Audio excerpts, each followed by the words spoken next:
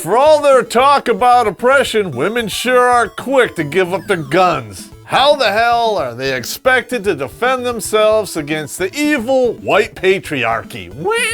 That is why a vote against guns is a vote against women. Can you smell the irony? This is a perfect shirt for protests, hell, for family reunions. Available only at InvisibleHandFashion.com. Please use the promo code SpaceGhost for 10% off your first order. Link is in the description, bitches.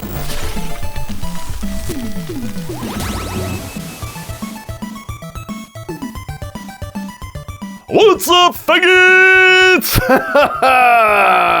Welcome to Season 6 of Redonkulous.com. Good pops. Wait a minute. This is a bad pop thing and we need to change. That's better. Let us begin. This one has been a request and I've been talking about it for years. I am a tactical thinker and I used to work in the finance field, so I kind of see shit on the horizon, and I've been seeing this one coming for a long time. So please, gentlemen and lady out there, pour yourself a menagerie of alcohol because you're gonna need it for the sting and shame.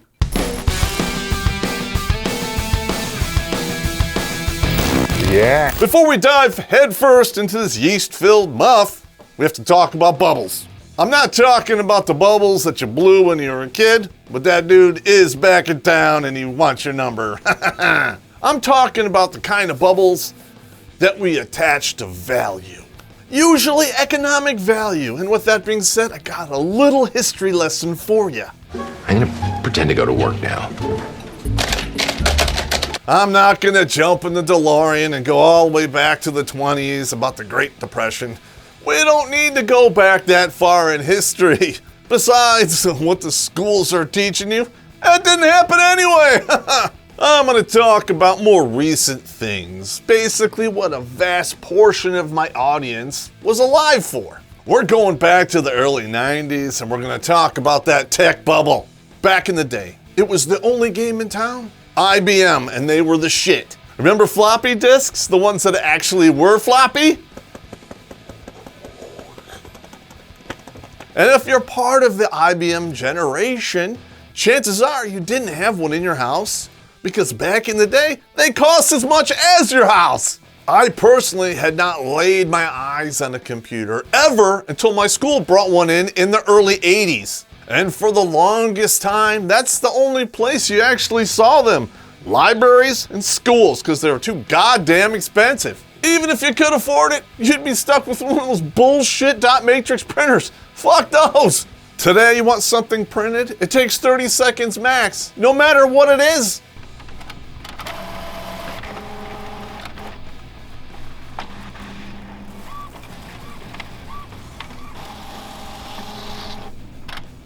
You can print documents, legal documents, pictures of your family, porn, and more porn. You understand what I'm saying? And you know what? It's quiet. It's like 30 seconds. You can barely hear the clicking. And then you have titties in your hands. Not real titties, but pictures of titties. But there is the 3D printer now. But those dot matrix printers, it would take you 2 goddamn hours to print 2 pages. And don't you dare do it after 9 at night. It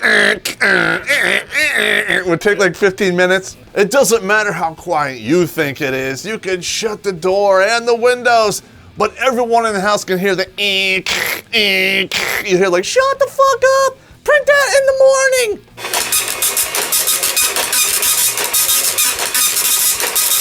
Heaven forbid you gotta print up something that's actually important, like a research paper that's 20 to 40 pages long, because not only does it take you 3 hours to print it up, but the other half of the night you're taking off the goddamn paper off the sides. You know what I'm talking about, the little holes on the side of the paper. No one really knew what to do with it other than it was a pain in the ass to take it off. Listen, we've all done it. You wrote the check in a hurry, you tried to rip it out and you fucked it up, you ripped it the wrong way. Try having that happen with a 40-page research paper. Because with the old programs, you couldn't just print 1 page. You had to print the whole goddamn thing again. No! I've done that before. I'm turning. I'm like, it's like 10 o'clock at night. I printed up a paper. I'm taking off the fucking paper. Oh fuck.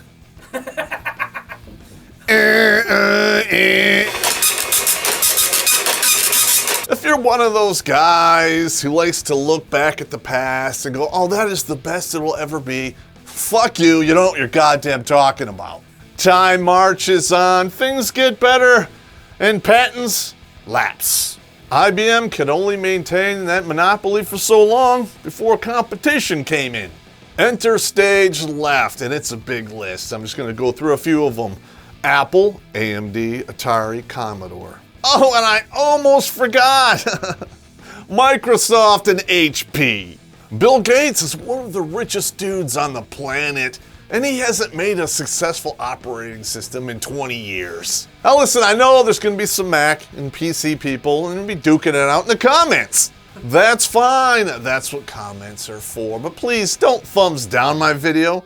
Turn it thumbs up instead. In fact, ram it up your ass. Please don't get distracted with the mental image of you thumbjacking your shit boxes. Even though that's quite funny, we're getting back on topic here. What happens when a market that has been constrained for a while is open to everyone? It blows the fuck up, and that's exactly what happened. It's a free-for-all. Everyone is trying to outdo everyone and make better products. Money is just getting dumped in their hand over fist. But, and I know how you love that word, all good things, and you know the rest, they always come to an end. Boom! And the rest is history. It's the Hindenburg going down in flames, baby. What happens when you get anything in your life that's new? It's exciting. It's fresh. You invite all your friends over. I'm not talking about your girlfriend or anything, because that's just weird. Unless you're my ex-wife, just saying. I'm talking about something like a pool table or a foosball table. You put it up in your apartment, and you invite all your friends to play. We all know what happens after that. You play it less and less, and then you stop noticing it, and then one day you put some boards on it, and you're eating SpaghettiOs. Score! You suck. And that is just one bubble. We also have the dot-com bubble and the recent one that just happened, the real estate bubble. The lamestream media won't tell you this fact, that the real estate bubble happened in two phases. The first step was basically when the Clintons passed the laws that allowed everyone to own a house, even if they can't afford it.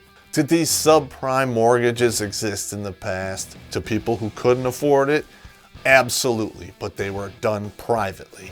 And then come the Clintons. We can't discriminate against people even though they can't afford mortgages. In fact, we're going to insure the subprime mortgages now. Patient's philosophy makes perfect sense. Its only flaw is that it's impossible. Enter stage 2. You get the real estate brokers, the agents, you have the banks, and you have the individuals doing the appraisals. It's a whole new world, a whole new market, and they want to make money. And what did they do? Because it was now backed by law, they artificially inflated the costs of all of these houses because everyone can afford it, even though they can't. And how do I know this? Because I fucking lived it. I worked in this industry and I saw it on the ground floor as it was happening. Am I gonna blame these people who went out and got these bad mortgages even though they couldn't afford it? Well, yes, a little bit. Because if you buy something that you clearly can't afford and you know it, that makes you a can't understand normal thinker. And it doesn't matter if you're an Audi or an Innie, if you know what I mean. But you're not alone in this blame. I also blame the banks. They knew what they were doing. They smelled the blood in the water, which also smells like money, and they attacked it like sharks. Oh my god, dude, I'm freaking out. I am so stressed out. I feel like I'm having a panic attack. You want to talk about stress? You want to talk about stress? Okay? I've stumbled onto a major company conspiracy, Mac. How about that for stress? We're going into bizarre world here where garbage is money, and I need to take a shot for this next one, so have at it. Not only did these banks give you shitty mortgages that they knew you could not afford, they also figured out a way to make money when you couldn't afford it. They used other banks to leverage against you just in case you couldn't pay it off. And I don't understand how that worked. But at the end of the day, they were betting against you even though they were supposed to be helping you. So when it blew up in your face, they still got paid by the other banks because they leveraged them against you. Then they got the 20% from Fannie Freddie, and they got the property back, which they sold again. You know that old saying that truth is stranger than fiction? Well, this is it, baby, right here. No matter how many times I've had this explained to me, I've sat down and tried to do my charts and graphs and my bubbles and flow charts. It still doesn't make any sense. All I can really say is the whole thing was a huge shit sandwich on a gigantic platter, and we're all still eating it. We have seen this happen over and over again in the past 2 decades. And the worst part is, we're not learning from it. We're gonna go extinct. We're gonna do it drinking scotch and driving muscle cars. Am I right? What happens when Uncle Nick goes back to college? He pretty much rips his liberal professors and feminist classmates a new one via the essays he hands in on various academic topics. The kind of shit you can't get away with today in the gynocentric cauldron. Purchase Burning the Midnight on Amazon.com today. A link is in the description. I know, you guys are like, what the fuck does this have anything to do with Western women? Well, here we go. Let's just boil this down into something we all can understand. Let's just say I want to sell you something like this beer. In the beginning, this beer has an innate value to it. In the bar, I want to sell it to you for, I don't know, $2. And you know what? This beer starts to become popular. Everyone wants it. In fact, I overinflate it by saying it's not just beer, it's barley wine, and I'm gonna sell it for $7 a bottle. It's still the same beer. I just overinflated its value by lying to you. In fact, it's no different than this beer here, which was only $1.50 a bottle, and it's so good. And that might work for a while. I'll be making money hand over fist telling you my barley wine. But there's always a but, and sometimes you ladies out there, I might ask you to rub my butt. You know what happens when the word gets out or somebody discovers that this $7 bottle of beer is the same as this $1.50 bottle of beer? Boom! That bubble pops. Before you know it, you got a whole back room of beer that you can't sell. You have an assload of supply, but you have no demand. Somebody's getting laid off. Or in this case, somebody's getting laid. Segue, screen 5. Barley wine for me. This is what the spinster bubble is all about. And ladies, if it hasn't hit you in the face yet, on both sides, you know what I'm talking about. It's coming, and not in a good way either. You might still wind up, sticky and smelly and put to bed wet on your face in a roach motel somewhere, but gonorrhea, no. Historically, there has always been an innate value attached to a woman. Sex and procreation, boom, it's just that simple. The younger you are, the more fertile you are, the more value you have to a man who wants to procreate. And you know what? That arrangement worked for eons, since the beginning of the time. Through wars and plagues and disasters, we're still here. And then came feminism, and that's when shit gets real interesting. Not really the first wave feminists. They just wanted the right to vote, which they got, and voted on a motion which wound up butt-fucking this entire country. We'll get to that later. Then came second wave feminism, and they said sex and procreation isn't all we're good for. Remember this? Anything you could do, I could do better. I can do anything better than you. And thus they started to overinflate their own value. But, and another butt to rub, they also said at the same time, we want to have sex just like men, which would be fine if you understood men. Which you clearly don't, and I've done a bazillion episodes about it, links in the description. Evolution does not work that way. You can't talk legs onto a fish. And these women, they started handing out sex simply because it was empowering. How long do you think this is going to last? In my expert opinion, I would say until you're about 35-ish. You have created an overabundant supply, a plethora of pussy, if you will. while at the same time driving its value into the shitter. On top of that, these are perishable goods. In fact, ladies, I can hear your waxworks drying up from here, and it sounds like Rice Krispies and milk. We've all heard this expression, the fruit of my loins. But there's a problem with fruit. It's only good for a short amount of time. Sooner or later, it gets squishy, rotten, rancid, and the only thing that'll go near it are the flies. Screen fly. Screen fly. I said screen fly because it was a pun. Fuck you, Space Ghost. Do you know what flies are? They're fucking scavengers. Women, do you want scavengers in your life? Because that's what you're gonna get. There aren't enough good men out there.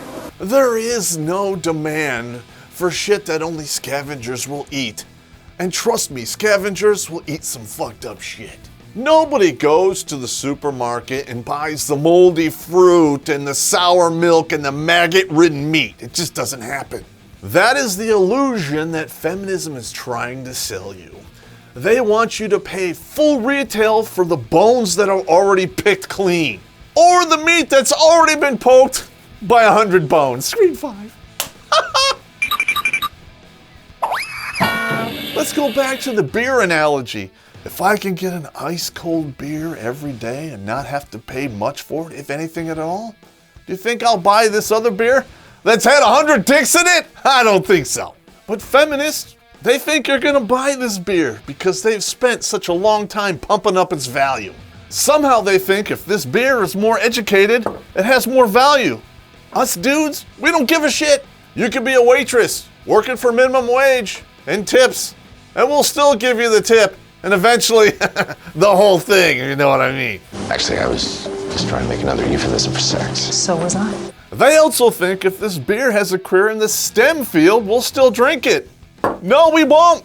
Because after all, let's face it, this beer had no interest in the STEM field in the first place. But somebody over at Feminist Michelob decided there needs to be a STEM quota for this fucking beer. There you go. And if there isn't enough STEM beers out there from Michelob, it's obviously some kind of conspiracy, right? But the biggest problem isn't actually the overinflated artificial value. The biggest problem? These women actually believe it. These women think they have all of this value if they have a great career by the time they're 40. But, and I know how you love butts, they were so focused on their career, their fertility turned off at 35. While having you juggle my jewels sounds interesting, there's no such thing as friends with benefits. And their looks started hitting the skids at 32. And now they're 40. And you lose 1 look point every 7 years, just saying. So if you were a strong, independent career woman at 32 and you were sporting a 6.5 in the look department, at 40, you're a solid 5.5 at best. And you spent your most valuable years of your fertility window handing that shit out for free. Because that's not where your true value is when you're trying to settle down and have kids, right? Oh, wait a minute. Yes, it is. You're right. I know you're right. Feminism has convinced you that's the way it works, but it doesn't. It is not a seller's market. It is a buyer's market, and it always has been. You get to decide who you fuck, but at the end of the day, we decide who we marry, and we have all the power, and we're taking it back. What other choice did you give us, really? We're taking it on the heels. We're walking off the lot. We're checking out Space Ghost. We are disappearing from all of the normal places that you go for your sperm safaris. Work, school, society, marriage, it's all off the table now. And now you have this huge supply of bullshit that no one wants. And somehow it's all our fault. Guess what? That is not gonna work out for you. Forfeiting? So you can't play the game and work. We've basically spent 40 years trying to explain to you that this is not how it works. Instead of listening to us when we're telling you the truth and reality, you double down on stupid and you blah, blah, blah, blah, blah. We don't hear you misogynist, you're a male chauvinist pig, wah, wah, wah. No matter who you blame, no matter who you convince yourself is responsible for this, 40 to 80 is a long fucking time and you're gonna die alone. So what does this leave us? A bunch of overeducated, oversexed, unintelligent, lonely women who, statistically speaking, will die in poverty. And even these women who are so fortunate to find a beta cuck to marry them, settle down, and have kids, they're divorcing them 75% of the time. And you want to know why? They spent their formative years getting 500 miles of cock run through them 6 to 8 inches at a time, and they cannot pair bond. Made a video about it, check it out. On top of that, these women believe they're entitled to everything that you earn because of vagina and reasons. And if you can't provide it, they shouldn't have to settle for less. So dude, get ready for divorce, eating spam, and living out of your car. I'm not talking about the email, I'm talking about actual spam. Ugh. Actually, it's not that bad if you roast it. This is the Spinster Bubble ladies, and I got some more bad news for you because this is bad pop. Men are seeing it. I've been avoiding you because you're an ass. Bottom line, gentlemen, if it doesn't make dollars for you, it doesn't make sense. And even if it does make dollars, is it worth your dignity, your sanity, and your peace of mind? Listen, a pussy don't make dollars unless you're working on 8 Mile, and even then, that's not desirable. And it sure as hell is not worth half your other shit, especially if it splatters on impact from failing the dick stacking test. So please, gentlemen, do not write a check against it. Hit it, quit it, run it through all the gears, neutral, slam it, park stop it, slide it to a flip over in a ditch in front of Section 8 housing, dripping some fluid. And you want to know why? Ladies, your pussy, it ain't worth shit anymore. And it's all your fault. You gave it away for free. You tanked its value. And somehow you think you can use it as a weapon and still get full retail. I'm sorry, but that's not how it works. Listen, I go into the grocery store, I take a donut off the shelf, I take a couple bites out of it, then I go grab a bratwurst and I fuck it until it falls apart. Is anyone buying that donut? No. But feminism wants you to think that blown out, half-eaten sausage-covered crumbs are worth full retail. Not on this planet or any other. In fact, I'm gonna have Space Ghost check it out. But while he's checking that out, please check out the links below for Patreon, PayPal, Maker support. Send us a couple bucks, cause this shit is fucking expensive. And please, don't forget to tune in next week, because now that we popped the Spinster Bubble, we're doing Spinster math! Winning! And please hit the subscribe button and the bell so you're notified when we make new videos, unless YouTube decides to fuck us in the ass and unsubscribe you, which they have been doing. And if you don't, it's fine. I got a whole line of spinsters just waiting for me to tag them.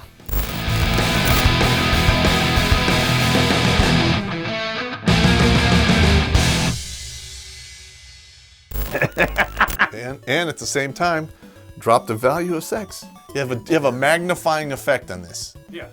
It's not just one. It's not just the overvaluing.